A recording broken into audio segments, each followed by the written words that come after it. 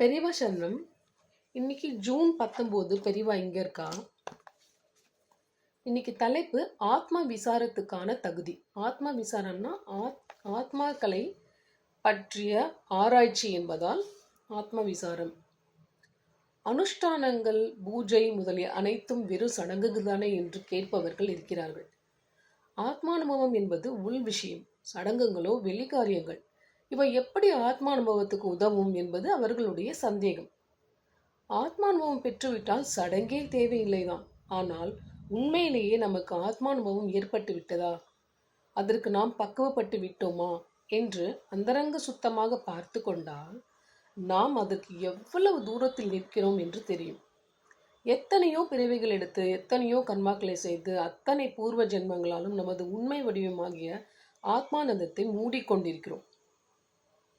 சத்கர்மம், அதாவது நல்ல காரியங்கள் செய்தும் சத்வாசனைகளை பெருக்கிக் கொண்டும் தான் பழைய கெட்ட கர்மங்களையும் துர்வாசனைகளையும் போக்கிக் கொள்ள வேண்டும். பிறகு கர்மா தானாகவே நின்று போகும். அப்போது நாம் ஆத்ம விசாரத்தில் இறங்கலாம். அதுவரை வெறும் சடங்கு என்று சொல்லப்படும் கர்மங்கள், பூஜை முதலியவை அவசியமானவையே. பெரியவா சரணம். தேங்க்யூ.